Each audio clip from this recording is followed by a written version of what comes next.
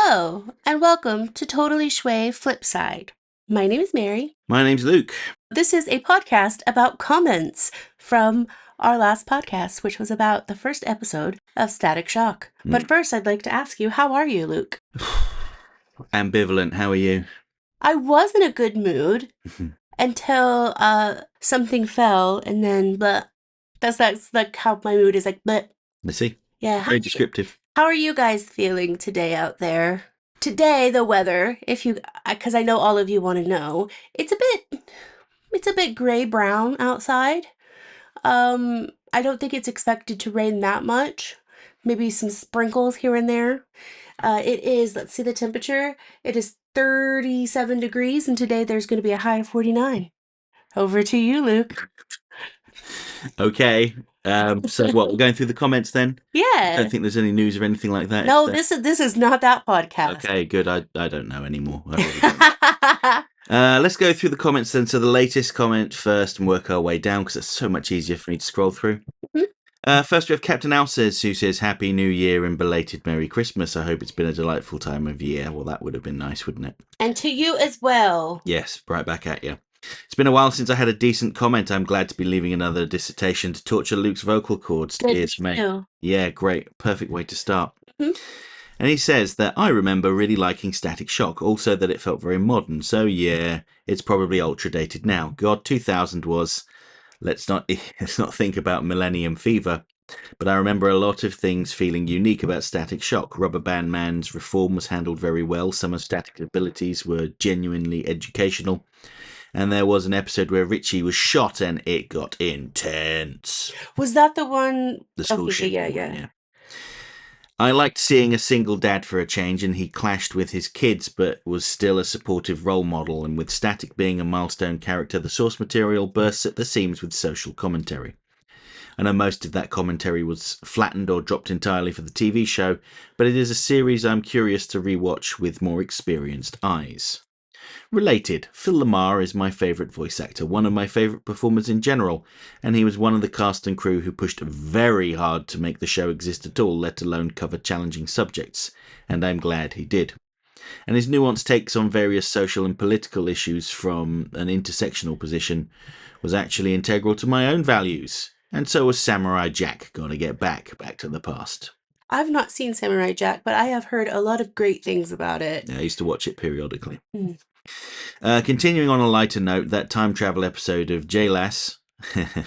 Yes! With the scene of Batman playing good cop, bad cop with another Batman. It also has Static and Green Lantern snarking from a distance. Half the scene is Kevin Conroy talking with himself, while Phil Lamar talks with himself about how weird it is to watch a guy talk with himself. I love that. Yes. I never thought of it that way. What nonsense, and I love it. Brilliant actors. And considering giving Futurama another shot sometimes. Mary likes American Dad and stuff, right? Futurama's original run really was one of the best mature cartoons out there, but enough said. I watched Futurama when it first came out. I don't think I actually watched like the full first season, but I have to be honest. I can see why people love it, but I just don't, it's not my sort of humor. Although American Dad's my sort of humor. It's a little, I don't know. It could be because it reminds me of a certain house that I used to live in. Mm-hmm. So yeah, I watch Futurama, but Mary doesn't. Yeah. Not that I watch very much these days. Wait, it was cancelled? Oh, it's been cancelled like 3 times. Okay, and then it's on Netflix now? No, it's on Disney Plus over here, so Hulu in the States, I think. But to continue Captain Alces's comment, Mary will be disappointed to hear I actually wanted more of Hot Streak. To clarify, it's not because I like Hot Streak, but rather I wanted to see Static crumple his face like a watermelon under a tyre truck. He was Virgil's high school bully, then the poor nerd gets the power and self-esteem to not be a victim anymore, and his bully gets powers too? That's so unfair and very interesting. It's so ripe for combining the civilian and superhero sides of his struggles, and I've just felt that dynamic was one and done. Luke has seen the show more recently and more completely, I'm sure, and than I have, so maybe he remembers it developing with more intrigue than I can. Still, I felt Francis was an underutilized foil to Static. Maybe if there'd been a bit more dimension to him. Oh well. Yeah, I mean, in his last appearance, no, well, not last appearance, second to last appearance, the one where they're trapped on an island together and have to work together to escape. They do try to add some nuance to his character, like going, oh, he was very sickly as a boy and now he doesn't like hospitals, but it's just like a throwaway line. There's nothing really significant about it. Wait, a villain and a hero work together? Oh my god, call the police. Well, no, I'm saying this is a good thing. Last bit, almost there. I look forward to another Diana-centric episode. Despite appearing in several major motion pictures and multiple lauded TV series, Wonder Woman is still so dismissed and misunderstood by audiences, not to mention misused by editorial staff. There's always more to talk about with Wonder Woman, and I coincidentally been on a Wonder Woman kick lately. Comics, video essays, even revisiting my own spec writing for a film trilogy. I can't do as bad a job as O'Neill and Sikowski in the 70s, right? Ouch. That's where they took away Wonder Woman's powers and made her like more of a like an overtly feminist character. It was done with good intentions, but even Denny O'Neill, who wrote it, came out and said, yeah, I thought I was doing a good thing, but actually it was terrible. Okay. Anyway, granted, I probably can't do as well as Kelly Thompson, who does Absolute Wonder Woman. I'm digressing. The point is, I know I'll enjoy the upcoming episode. No point beating about the bush or droning on more than I already have, filling up time and making Luke speak even longer than I'm sure he means or wants to, trapped in seemingly endless purgatory of diatribe, all from a misguided sense of duty. Such a noble deed, yet such folly, but alas, his soul is pure in intention, and I admire his fortitude. I now relent, ending my cruel jest of purposely being an absolute windbag. Right, after this reading of A Tale of Two Cities, it was the best of times, it was the worst of times. It was an age of wisdom, it was an age of foolishness. It was an epoch of belief and an epoch of incredulous. Yeah, we pulled the plug on that comment there. No more Tale of Two Cities. Okay. But yes, thank you for your comment, Captain Alsis. Thank you. I think actually the YouTube comment character limit kicked in at that point. Fortunately, we got it out of the way first, but alas, there is an epic tome towards the end as well. Yeah. But yes, thank you. Next, we have a comment from one and only Cucumber, everyone's favourite character, who says, "Shocking." Sure. Yeah. Yeah. I mean, it's true. If you're not careful, then you may get a shock from static shock. I know. It's in the name. Yeah. And you know what? I applaud you because I wish I would have done that joke. And now I'm just beating myself up. I think it was actually in the title of the episode as well, or shock to the system is what they called it. Yeah. Not quite the same thing, but anyway. Cucumber, you keep doing you. Mm-hmm. Next, we have Scream Wiper, who says, one thing that I never liked about Static Shock is the lighting. Excuse me. Oh, because it's so bright. Well, yes, they're almost. I like that as well. There are almost no shadows. Everything looks flat, especially the characters who seem to have never had any shading. I know their budget was lower, but still, I don't like the flat lighting. It deserves better. Sorry if you can hear some beads in the background, but I am doing two things at once because it makes my brain feel better. 12 minutes and 13 seconds. I would say other guys in Limp Bizkit more like F-Stop Hopstreak than Fred Durst, namely bassist Sam Rivers, R.I.P., back when he had hair and big muscles, or guitarist Wes Borland when he wasn't wearing crazy makeup. Though I would say Millennium Turn era Seth Green looks more like him than any of them. Oh yeah, that's a good shout. Hey, Seth Green. That guy's no longer with us? Apparently not. Oh no, that was the thing I remember from, like the fishbowl scene. And he's got like the black I think it's that guy, the black contacts and stuff like that. I think that's him. Oh. Regarding Bruce Timm's monster book, I just added a "Does he do a Book of Ladies" comment to help push that video a bit more in the algorithm. Oh, yeah. And of course, I'm sure you weren't at all interested in hearing the answer. Of course. Selfless of you. Thank you. Thank you. Always. In answer to Mary's question on Flipside, the short answer is no. The long one is I'm not quite vegetarian, but most of the food I eat is. Whether I make it from groceries or order it from a restaurant/canteen, most of it is vegan. I do eat the eggs laid by my happy ends, of course.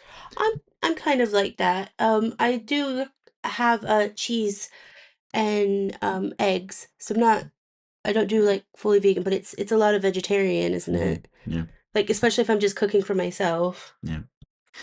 I avoid adding to the market demand for meat, but if someone puts a meal containing meat in front of me, e.g. family dinners. Assuming it's any good, I will eat it. At that point, I may as well. Refusing it won't bring the animal back or make it No. have had a better life or death. In fact, if I don't eat it, then it kind of died for nothing. Well, that's what I always say. I was about to say that's exactly how Luke feels.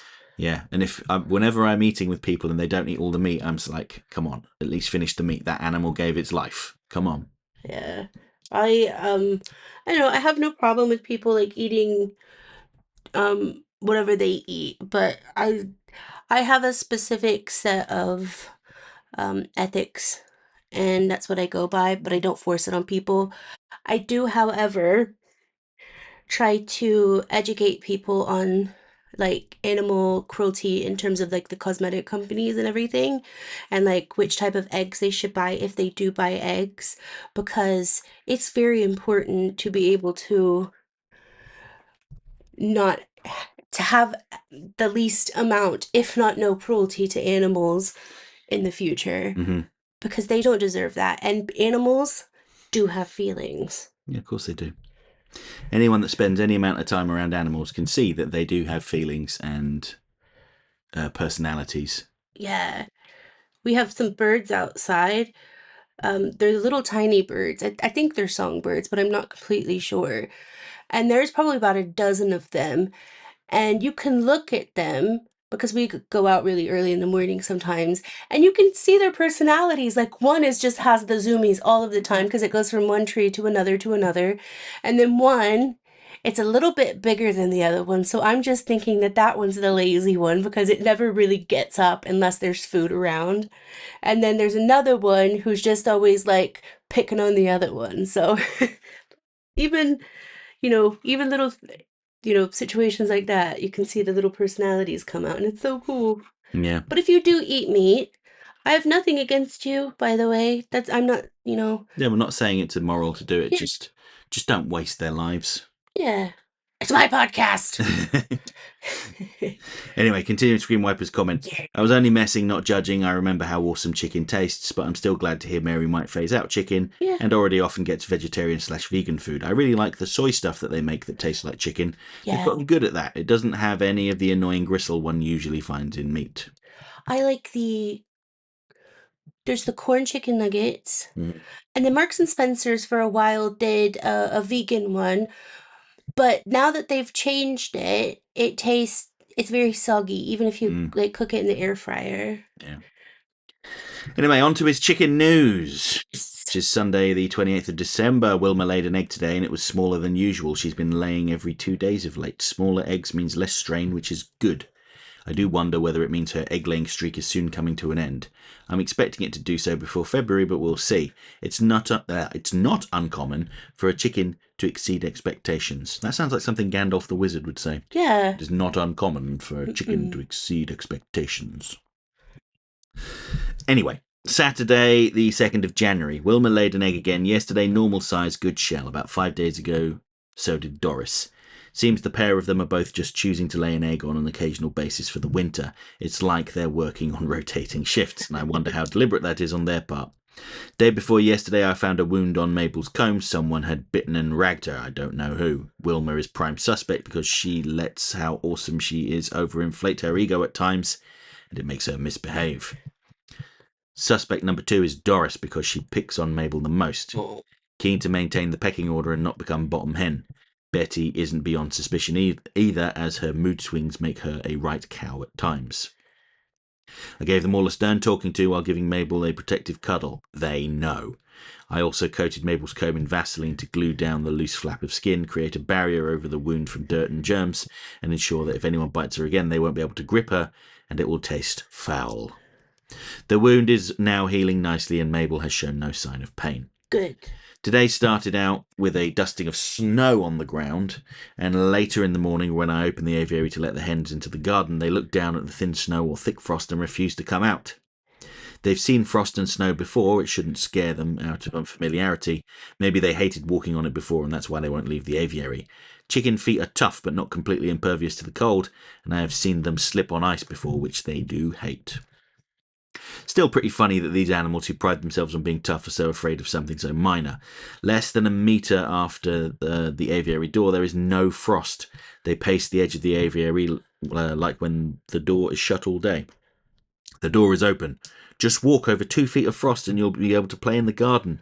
At least they ate all of their mush. Hmm.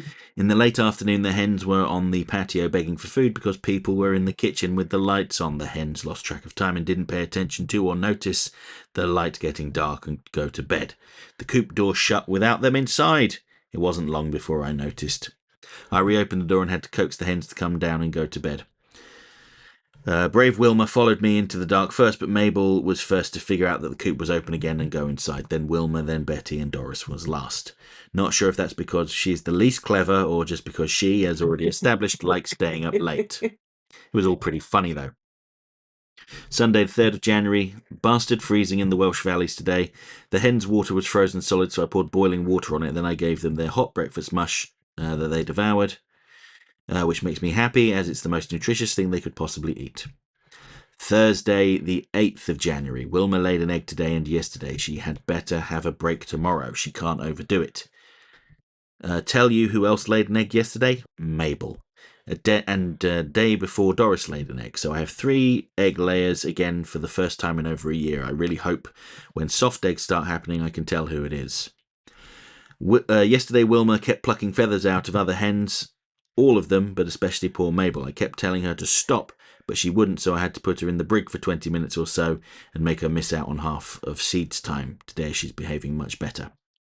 Saturday, 10th of January. Wilma was going to pull feathers out of Mabel again, and I gave her a stern no, and she backed off like a good girl. Everyone is behaving and eating well enough to be running out of food. The pet shop here just closed down forever. Oh no, and I have to find a new supplier. I did have one sorted, but I guess Christmas nonsense has messed it up because the new food still hasn't arrived. But parents and I will be be like the Bat family and find them food from somewhere. And so ends the chicken update. I always love the chicken updates. Yes, thank you for your comment, Screen Wiper, as ever. I'm sure everyone appreciates hearing about the chickens. I was just like, as soon as you said that someone was bullying, I was like, I have an idea of who that might be. I have an idea. Next, we have a new commenter. Hello. It was Keishi23. At least I assume they're new. I don't remember saying the name before. And it's just a string of emojis: 4 hearts, 2 cry laughters, 4 party poppers, and 2 smiles. And back at you. Yeah, right back at you. Yeah. Next, we have Doc Widener, who says, "Thank goodness you're here for the new year." Oh, I love Doc Widener. Back from a morning swim meet. Had one in West Virginia yesterday. Ooh. Daniel is working on his 4H report form that is due Friday, and he was supposed to have been working on over the school break. Oh, Daniel. It is a number of pages long. An hour or so a day over breakfast, it would have been done. But no. As for Static Shock, I'm glad to see you expanding. There's not much to add what you covered, but it's the least timeless of the DCAU you've covered. Yeah, I suppose it is. Have you two listened to Batman Audio Adventures on HBO Max? I listened to the first season and thought it was okay. I usually listen to episodes on longer swim meet drives. Jeffrey Wright voices Bruce Wayne and Batman. Alan Tudyk is Alfred. Brent Spiner is the Joker. He has a very sinister take. I could go on and on. It is an interesting mix, and it has some serious elements, but it definitely has a combo of Adam West Silver Age aspects, but also has a number of Gotham-themed advertisements that feel Fallout-type humour in places. For example, a heating oil ad to get people to buy heating oil in the summer because Mr. Freeze has been released. There are 2 seasons, but I haven't finished it yet. A little goes a long way. Unlike some, I was happy with the ending of Stranger Things. I felt it did what it was supposed to do. Fallout remains really good. Luke, I hope you will comment on Welcome to Derry and Pluribus when you get to them. There's so many shows I haven't been keeping up with. Do you know what we should do when we're working during the week? We should listen to the... My watch keeps going off. We should listen to that while we're working. What, the audio adventure thing? Yeah, can do. Yeah, that'd be nice. But yes, I don't know when I'll ever catch up with anything, to be honest. I do need to take more time not working, but at the same time, there's absolutely loads that need doing. Yeah, and we're coming up to some nice, not like life changes, but kind of, but some like nice, lovely changes to like how I work and what I'm working on, and it's just going to be so exciting, and it's going to take up a lot of my time. So I'm quite excited about that. So to be able to keep that from burning out quickly, we should watch some stuff. But Hmm. I love watching old things, and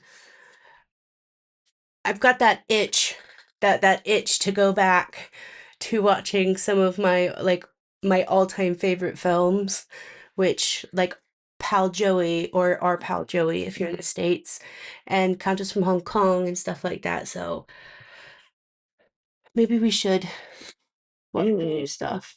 Maybe I try to finish up by 7 p.m. most nights, but It invariably, fails 85% of the time. oh, that's an exaggeration. Invariably, I'm still working after 9 o'clock. But anyway, I mean, here's the thing with our relationship, right?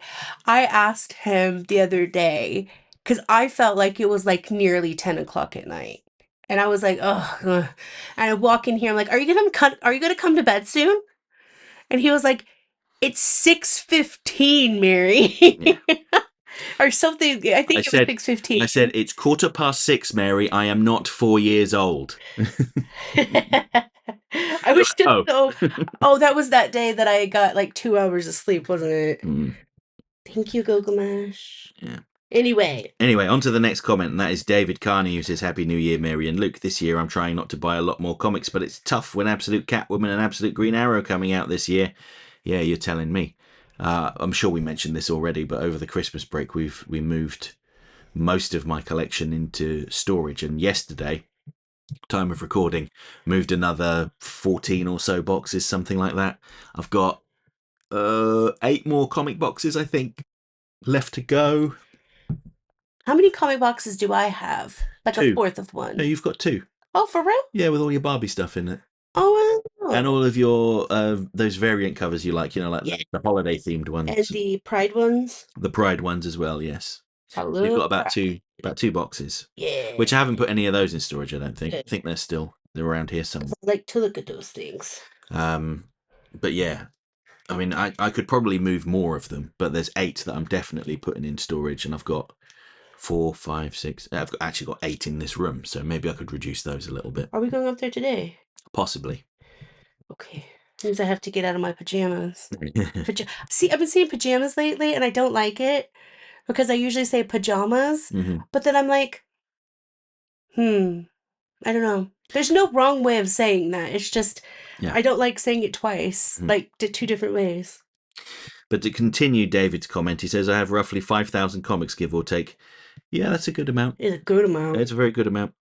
I've also never seen Static Shock at all, which I will now. Have a good week, everyone. Yeah, good luck finding somewhere to watch it in the UK. It's really tough. Can I tell him where I found it?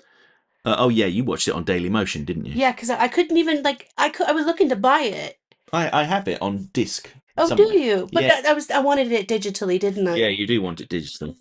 I couldn't like buy it like right then and there. Mind you, I looked for about 3 minutes. Yeah, I mean, I had to import the DVDs as well, and they cost like 25, 30 quid each, which was a bit much, considering there's only like 13 episodes on each set. I don't know if I've told the podcast this. I'm sure I have, but I am not a disc person anymore. No. I have a digital library and digital books. Now, if I love the series of books, I will buy the hardbacks if I can, um, or limited edition ones or whatever. But I am not. I don't like having a ton of stuff around me as much because it ends up being cluttery. And in England, when you live in a flat, you can have like one too many things and it looks like yeah. Yeah. She says this looking at her desk, which is full of clutter. Yeah. But anyway. Hey, Luke, shut up. Anyway, thank you for your comment. And yeah, good luck with the not buying comics. It's difficult when there's so many good things coming out. It's not difficult for me though. Yeah, I know, because you don't like reading them all that much. No, because the thing why I say that is I'm not saying it's a bad thing. I like Mhm. that people still buy comic books because it's a great it supports the arts and it isn't a really lovely art form. It's just because of you, if I ever wanted to read something, I could just be like, I'll just read Yeah. books. I thought you were going to make a reference to what the postman said. He said he's still got a job because of me. Oh, I love our postman. Yeah. He's a good one. No, but if I ever wanted to read something, I am pretty sure I could say, oh, there's a Catwoman one I want to read, but it's when she stole that dress. And then Luke's like, okay, it's right here. Mhm. So yeah, Load it up it's on the not going to DC be Infinite. yeah, it's not going to be hard for me. But yes, thank you, David. Next, we're moving on to Ryan Jones, who says, I really like Static Shock. The first episode is a good introduction to what the show is about, in my opinion. The other day, I found a clickbait video on YouTube claiming that Static Shock and Totally Spies are forgotten cartoon shows, which we all know that's not true because people do remember them. And the true forgotten cartoon show is Beware the Batman. Well, yeah, nobody talks about that except for me. But then again, he used an AI generated image for his thumbnail on his video, so it's not surprising that he has no critical thinking. Ouch. I mean, it's a thumbnail. Like, you could just like on the totally Schway ones, what Luke does is he blurs out a picture and puts totally Schway over it. Yes, And just a that's simple it. format, just so people It's can not recognize it. hard. Yeah. I mean, yeah, generating pictures with AI is not Especially really of worth doing. other, especially of stuff like that because it's somebody else's work. Yeah. I don't know. Well, yes, yeah. I mean, when there are plenty of like screenshots from the shows that you could just use, Yeah. like I do, then that's much Yeah. easier, I think. Um, but uh, yeah, I was going to go on a little bit of a rant then about generative AI, but I'm not going to. I see, here's the thing. I don't mind AI for informative help, even though I have to double check everything. Or to summarize Yeah, something. or to summarize something. And I also make a little bit of like if I need help with something like for my citizenship thing, for example, I'll ask ChatGPT to help me make a checklist of the things that I need to do. But basically, it's again summarizing. Um, but what I don't like is when you're taking someone else's artwork, putting it through AI for any matter whatsoever, and then like putting it online. YouTube has a feature called, I think it's called Inspiration, where they look over your channel's content and Hmm. then they suggest video topics for you, along with AI generated thumbnails. And they are all terrible.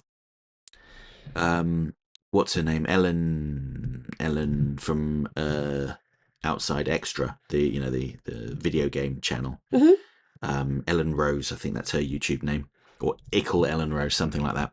I'm rambling. She did a video all about all of the AI, the YouTube AI suggestions for her, and they were literally like really just terrible, absolutely awful ideas. I like when people like that do videos like that because it's always informative, but they also show you. I haven't watched the video, but I'm pretty sure I can tell you exactly what she did.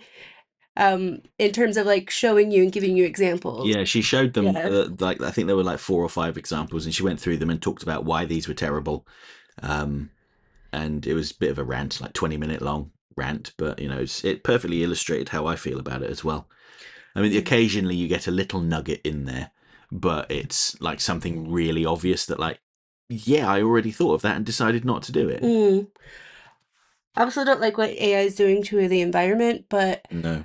at the end of the day, um, I don't need to talk about that too much on this episode. Maybe another episode when we're talking about like an artificial intelligence character.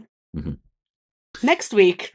I'm going to continue. Ryan's comment says, interesting that next episode is Wonder Woman, but have you already done her? I don't think we did. If we have, honestly, I could talk about Wonder Woman for days. Um, Especially the effect that Wonder Woman has had on me as a person, that character in particular, that Susan Eisenberg perfected. Mm. So yeah, we might have Um, probably, yeah, we'll have to double check. knowing me, we did. I'm in production on making a history of videos and just need to finish my Muppets video, which is taking longer than I expected. Well, yeah, well, good luck finishing that. It's worth doing. Here, the thing is, send it to me. No, you won't watch it. No, but I will have Luke play in the background on all of our accounts, which I think I have two.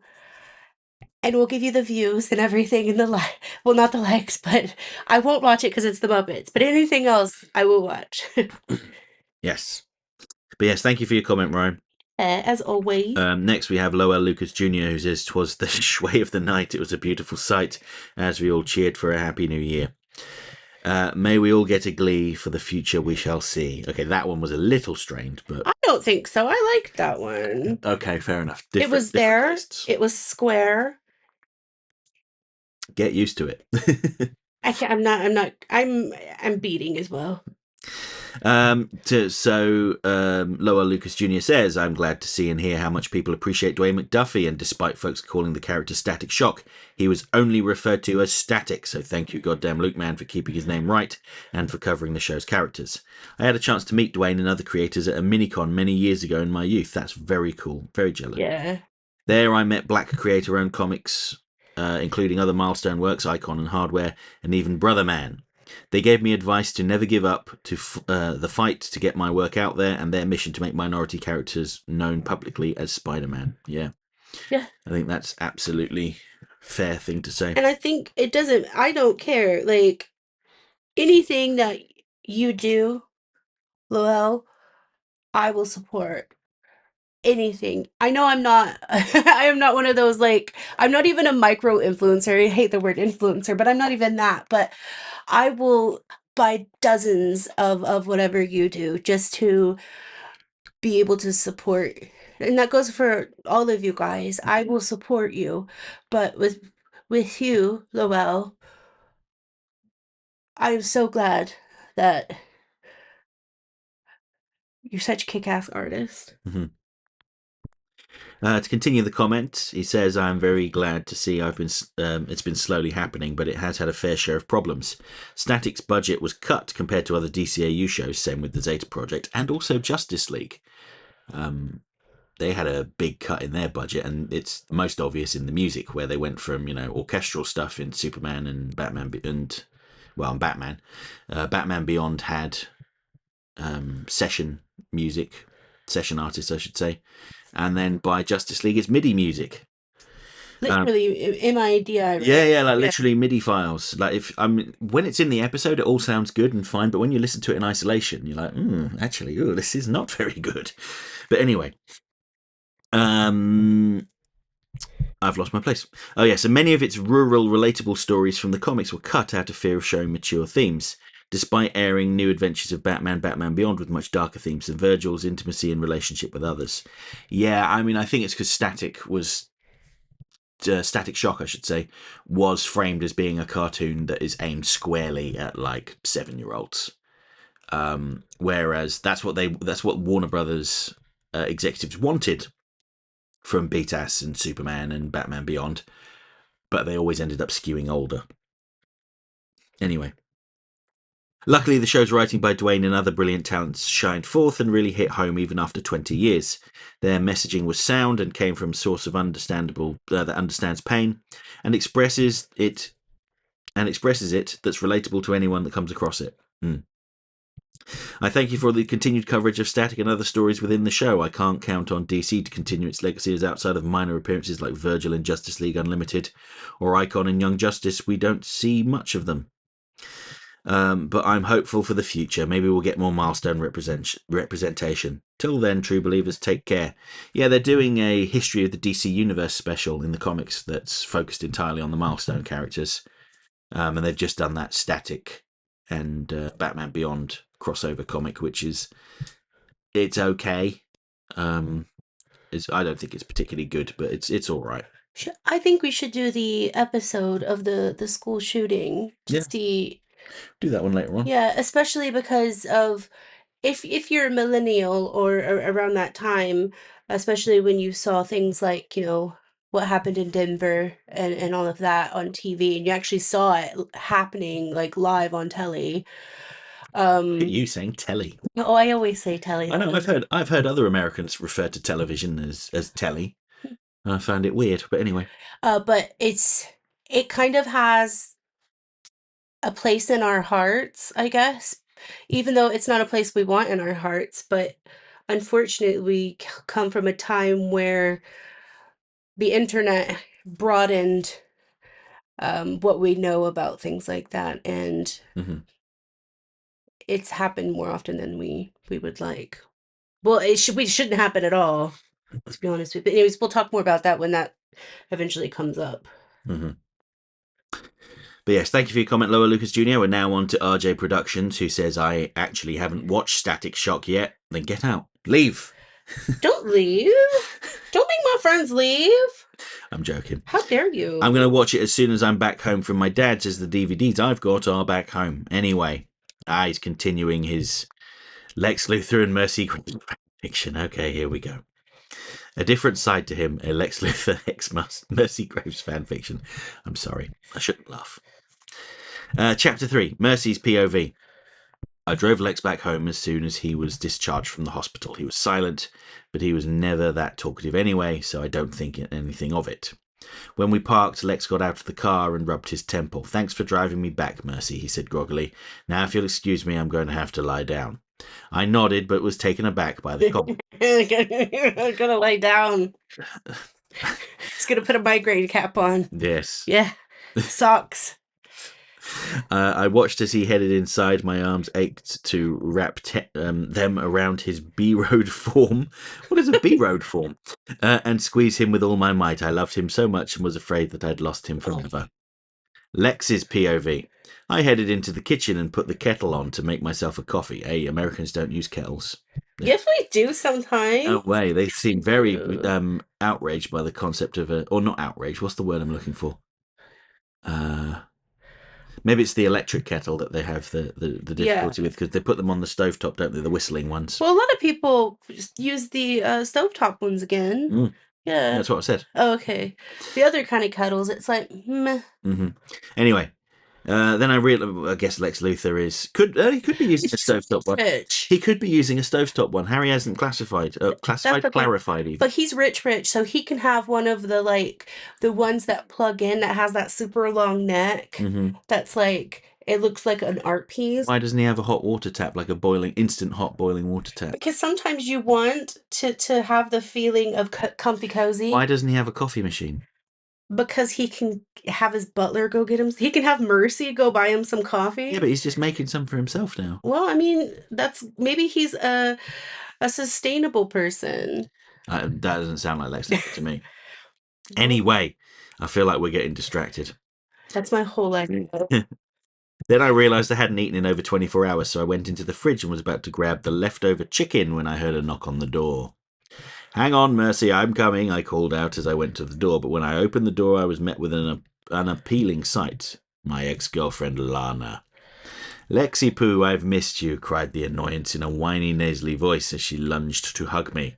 I wanted to push her off, but thought better of it and awkwardly patted her back. She was worse than that socialite in Gotham who got into that scandal with the Penguin. Yeah, I missed you too, I grumbled as I gently pried her arms from my waist and stepped back slightly. Ah, Lex, you're so solo, shrilled Labs. I think Lana, possibly. I was in town when I thought I'd visit my favourite little Eggman. I folded my arms and raised an eyebrow. Okay, firstly, ouch, way to insult my chrome dome, I replied. Secondly, I'm quite busy right now, so if you wouldn't mind, I have some work to get done. Come back later when I'm out and about, or maybe not at all. There was a moment of silence, then Lana scrunched up her face and started to cry. Wow, Lexi doesn't love me anymore, she wailed. Then Mercy approached with an expression of absolute bewilderment. What on earth is going on here? She demanded. I glanced over at Mercy, then at the sobbing Lana, who was hiccuping, her mascara trickling down her face. Can you get her out of here? I asked Mercy awkwardly. She nodded and complied, grabbing the sobbing Lana away. Mercy's POV. I guided Lana away as she kept sobbing. Half of me wanted to tell her to grow up and stop whining, but didn't want to make things worse for anyone. Why would Lexi reject me? Whined Lana. All I've ever wanted was to love him. He broke up with you because you cried and complained too much, I told the blubbering mess bluntly before turning to leave. It's because of you, isn't it? Cried Lana from behind. You're his replacement. I whirled around with a WTF expression. Me and Lex, I exclaimed, trying not to laugh. I'm his driver, nothing more. Hey, she's his bodyguard too, and his assassin, and his gopher. She goes for this, she goes for that, etc. Yeah? Yeah, I'm sure he enjoys riding up, barked Lana before storming off. I'll get him back, mark my words. And so ends the latest chapter. Thanks, Harry. I'm trying to think. Would I have handled that situation differently if I was Lex? No. You would have transported her to the Phantom Zone. I mean, if I had the phantom gun. Yeah. I mean, I don't like guns, but that's really like just a device. I don't know. I'm not the biggest fan of Lana hmm in this particular comic. hmm She seems a bit try hard. Yes. I am rooting for Mercy in this. Fair enough. Fanfic of the fanfic is what I'm gonna do. Fan pick of the fanfic. Doesn't matter, I was making a joke. Okay. Next, we have Michael Andre Parlon, who says, "Welcome to 2026. Already in its first days, and it's become neatly spicy and with a dash of liberation against South American former Karma Houdinis. Also, Stranger Things sure lost its luster in its endgame. Into the unrecommended bin it goes." Thought it was fine. Nothing wrong with it. I can't remember what I thought of it now because I think I've changed my mind a little bit because I read an interview. Don't read an interview. I watched an interview, and now I'm just like, why would you say, like, why would you tell the actress the actual ending if you made a different ending? Like, why can't you just like tell your audience? Because they wanted it to be open to That's interpretation. okay. I think everything happened pretty well. Yeah, thought it was fine. But what happened to the letters that Max wrote? I don't know. I did see like a ridiculous comment. Someone posted a screenshot of Will's coming out scene and also of Max kissing her boyfriend and saying, "Oh yeah, like these things were common in the 80s." They were? I was like, they were. Like mixed race relationships were Yeah, more common, definitely, yeah, and gay people existed in the 80s. yeah, Was he talking about like the 1480s, perhaps? yeah. That's weird. Yeah, well, it just goes to show those kind of people are actually dumb. Anyway, to think we most likely first knew of Phil Lamar as Marvin from Pulp Fiction, of all places. Oh my gosh, yeah. Please see seasons 1 to 4 of Futurama, Mary. She's not going to, Big Mikey P. She's not interested. I've seen them. You can take some solace from that. I can say this: Static Shock is better than X-Men and Spider-Man, mostly in terms of voice acting and pacing, but when compared to the rest of the DCAU, other DC shows like Teen Titans and Batman the Brave and the Bold, plus competition like Gargoyles, Avatar The Last Airbender, Kim Possible, and some anime releases back then, like Monster, 4 words, couldn't hold a candle. Wow. And I won't lie, admittedly, do not love rewatching it. At least 2 years ago, I like it, but it's not rewatchably binge-worthy masterpiece. Being earnest wasn't enough to pique me, for it lacks the oomph factor that Batman Beyond and Justice League Season 2 and Justice League Unlimited have then and now. My go-to music as of watching this vid and commenting is the K-pop Demon Hunters music, what it sounds like Takedown and Free being on top.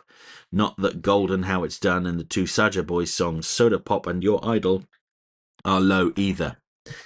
I played enough FPS games like Halo and Fear and watched enough action flicks like The Matrix Equilibrium and Madoka Magica Rebellion to not mind fictional protagonists being gun wielders, though strange considering I'm still a fan of gun-averse characters like Batman no matter what.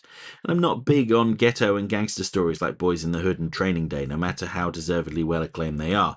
No, stop the comment. We don't need to read anymore. Banned. No, because like, who is one of my favorite modern day actors? Denzel Washington. And Boys in the Hood is so good because it's I don't live in California, obviously. I never have. Um but oh my god, I love Training Day so much. Yeah. Like Ethan Hawke and Denzel Washington, especially Denzel Washington, were just chef's kiss in that. There's so many lines every day that I use in my life that is because of that movie. It's not one of my favorite movies either, but it's just so, it had such a huge impact on the way that I see the world. But yeah, to continue Big Mikey P's comment, he says, that may explain why Static Shock never grew on me. The subject matter alienates me while I'm in love with espionage, conspiracy theories and thrillers, and future wars. Missed opportunity for the show to do a DCAU to not make the Quantum Vapor or Project Cadmus thing. I did not see the bra on Static's head, or I do not see it. I like future Static's look more than the crossover episode with Batman Beyond, and especially the Justice League Unlimited Season 1 finale. Good man, Virgil's dad, Robert Hawkins. Sharon never grew on me. She felt trivially extra and more into Wade and Monique from Kim Possible. Actually, Luke, Richie, oh god, someone's doing an actually comment. Richie becoming Gear later on in season 3 is because of the season 2 episode Power Play, where his powers were finally unleashed. Also, there was a hint of his empowered blood in the second episode of season 1. And sorry, Luke, but Matt McGuinness becoming Robin Beyond has a cool appeal. No, it doesn't. Kids too underutilized in Batman Beyond. I think that would be great. No, it's absolutely awful. It's like really obvious Ross. You just hate Robin. I don't just hate Robin. I just don't think that they should make Matt McGuinness. I really hate this trend of like, here's a superhero and now he's made a friend or a family member. Oh, they're going to become a superhero too. Everyone's a superhero. Yay, let's all wear capes and run around and be happy. I hate it. I really hate it. Excuse me, I own at least, 2 capes? Or 3? Yeah, you do. I do Superman, Wonder Woman, and... No, my Wonder Woman doesn't have a cape. So 2 actual superhero capes. And I'll tell you what, if I was confident enough to wear those out into public, I'll tell you what, my ass would be flapping um my cape everywhere. Mm-hmm. It's the coolest sound. It's like oh yeah. But to continue this latest tome, I know and love Jason Marsden as Max Goof from a Goofy movie and don't live closer to Europe. Personal book recap. Finished reading Oliver Twist. Good book with quite the legacy, but I do not think it resonates better when compared to David Copperfield and Great Expectations, particularly with elements like the titular character feeling more of a plot device and not his own personable character. Also completed belatedly reading Halo The Cole Protocol. Won't lie, it won't become one of my favourite novels from the game franchise, but I guess it beats the Kilo 5 trilogy. Huzzah! Have also read up on Night of the Galactic Railroad, all the way to its historical appendices and its different drafts, and it is fairly mystifying in a so good fashion. Shall watch the anime film adaptations on the new year 2026, and I'd bet said movie may be slightly better than the book. Started reading and refinished Tom Clancy's The Hunt for Red October. Still feels fresh after all these years, and shall rewatch the 1990 movie adaptation early on in the new year of 2026. I have also continued an alternate history World War III epic Red Storm Rising, and will continue from Patriot Games 2 Without Remorse after that's done, but will never expand upon Debt of Honor onwards, for the author had lost his touch then and there. Also started reading Frank Herbert's Dune and Doom Messiah in anticipation of watching Denis Villeneuve's... God, I really struggle saying that. Villeneuve. No, I've said it. Part 1 and 2, and his upcoming Part 3 on the new year 2026 is December or early 27 in case of delays. Have also started reading the fascinating Newbery Medal winner Bridge to Terabithia. All in all, loaded reading sessions to the max. Love that. Oh, good. Now we've got TV shows. TV show recap. Finally finished watching Isao Takahata's Anne of Green Gables anime adaptation. Not the perfect anime, it's Proto Ghibli after all. But dang, it is a fairly made animated adaptation of said wholesome movie. I think I should have said Ghibli, not Ghibli, but anyway. Do recommend it if you won't mind old anime art and Japanese dialogue in a Canadian backdrop. I'm past Aria, The Naturals, episode 13 and 14. Show never fails to make more interesting the self-imposed challenges to go home from school by only stepping on shadows, and the homemade creation of Aria Company's own Palina, wooden poles to rope anchor gondolas with. Episodes 15 to 18 shall await. Resume the Red vs. Blue binge via season 11 and beginning of the Chorus trilogy. The past episode 16 and the characters are going to join the Coruscant Civil War. Even started binging on English fan-subbed Puella Magi Madoka Magica Scene Zero stuff because of whatever hype reason infected me. Movie recap. Oh, there's movies too. After watching Unbreakable and have rewatched The Muppet Christmas Carol with the When Love Is Gone sequence, must say it is still quite the faithful and entertaining adaptation of the original book in spite of, or because of, artistic liberties. I'll gladly recommend it to Mary and Luke, but alas, Mary fears puppets. Yeah, I've seen it, and yeah, I think it is a very faithful adaptation of A Christmas Carol, even though it's full of Muppets. The one with Michael Caine. Yes. Yeah. Gonna tell you something. I've seen the Michael Caine bits. Mm-hmm. And I liked it. Have decided to save up on cinema or streaming, it depends, money, so to try checking out. Oh, while Purge is snacked Rising, the Supergirl follow up to Superman 2025, and the prior mentioned Dune Part 3 Messiah.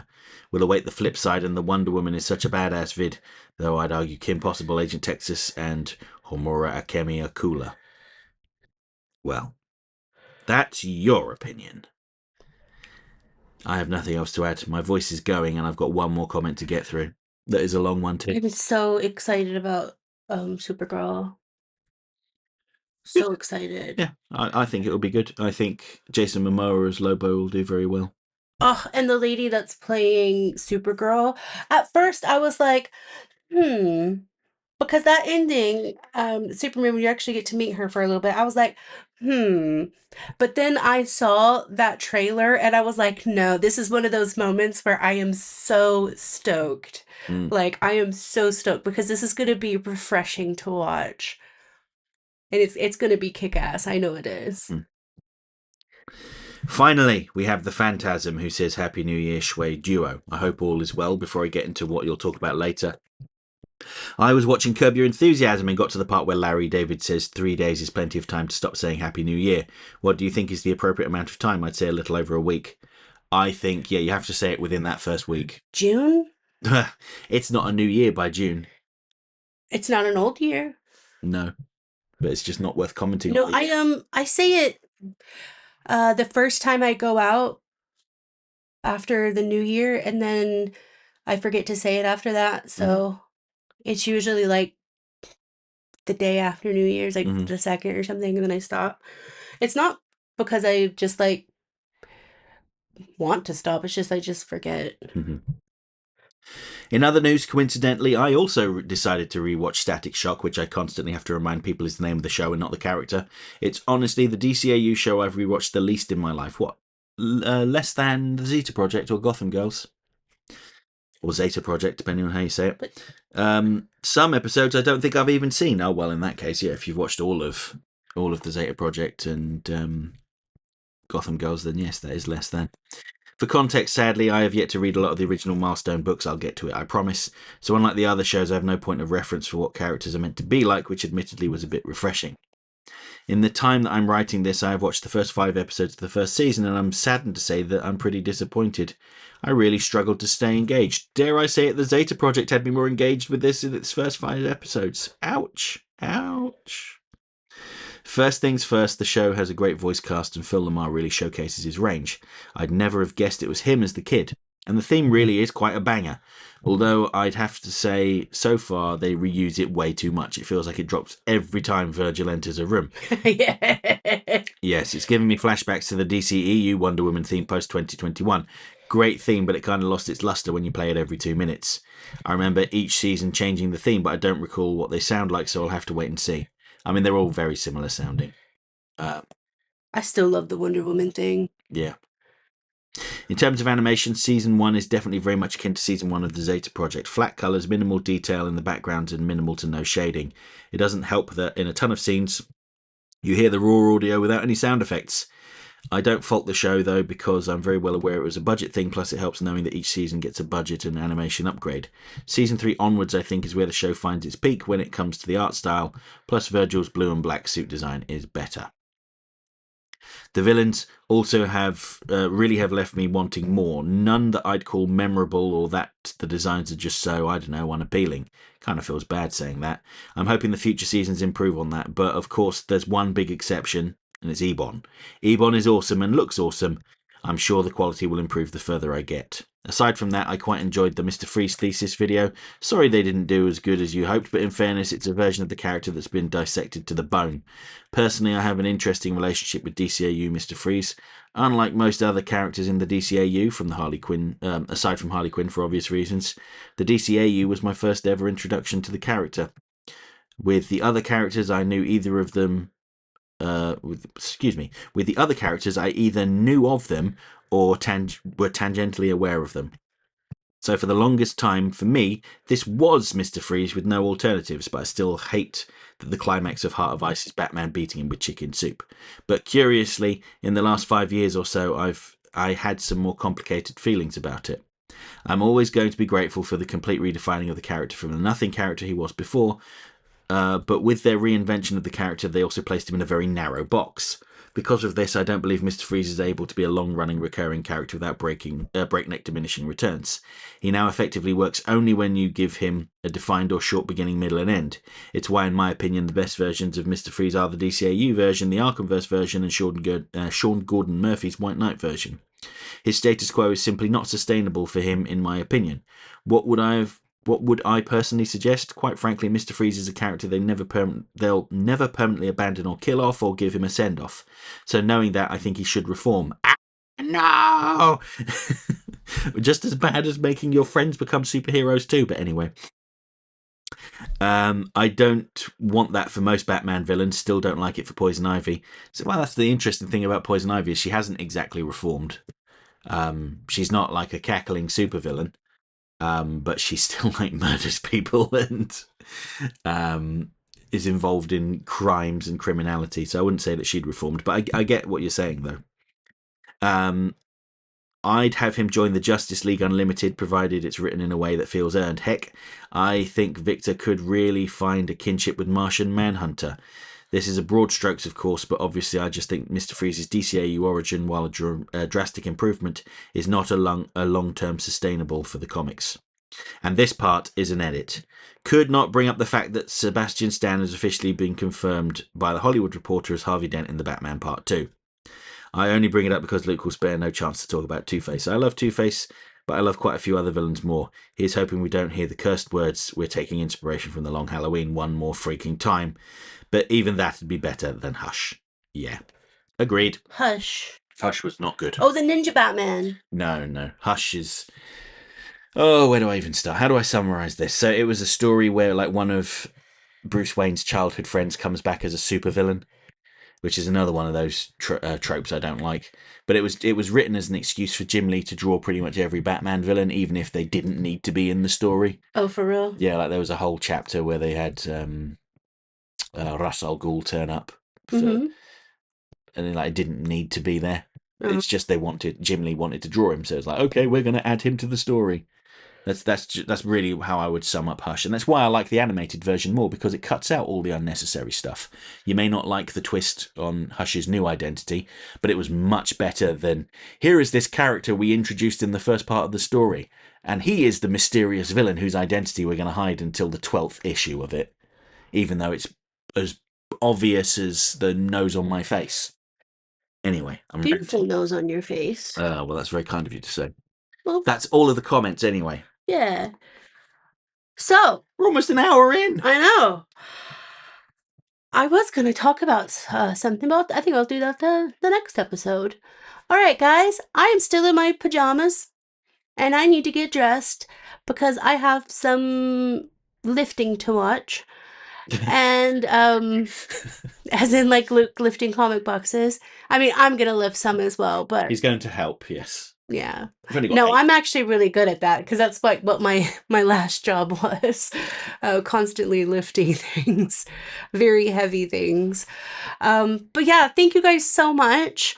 And I will see you guys next time when we talk about Wonder Woman. Love you. Bye. Drink water.